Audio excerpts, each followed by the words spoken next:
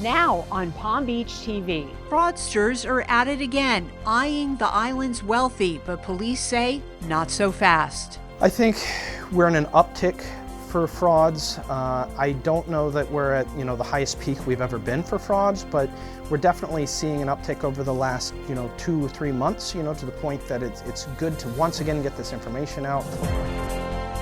The Palm Beach Civic Association brings you Palm Beach TV, the island's only newscast, sponsored by the Fortin Foundation of Florida. Now, the news. Welcome to Palm Beach TV. I'm Sally Lewis.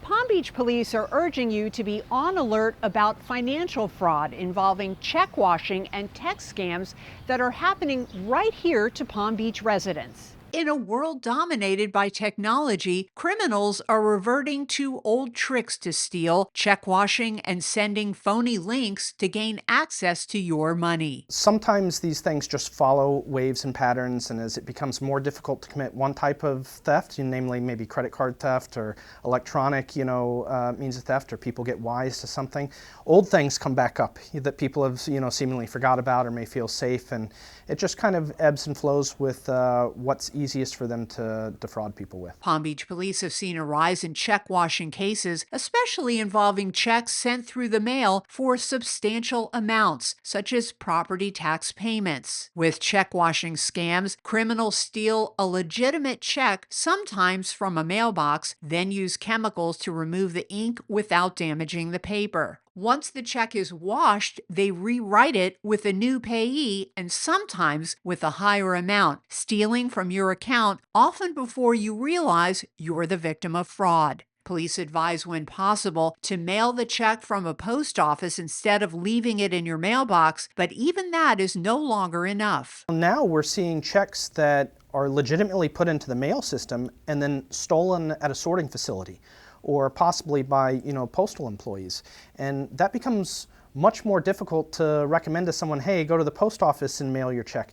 What we're really recommending at this point is to, if at all possible, find a legitimate online portal or method to pay something, or things, like Zelle with somebody that you can, prevent writing a check to, just because the concerns with having a check in the mail. If you are a victim, notify Palm Beach police right away, who will try to help recover the funds and make an arrest in the case. Another scam on the rise is called smishing, unsolicited SMS text messaging on your phone. SMS stands for short message service. These are quick messages that could say, you owe money for a turnpike toll violation, click this link, or your package was misdelivered, click this link. These are texts you weren't expecting but seem somewhat reasonable. Clicking the link gives the fraudster potential access to all of your personal and financial information. Those are some of the hallmarks with these scams, or urgency.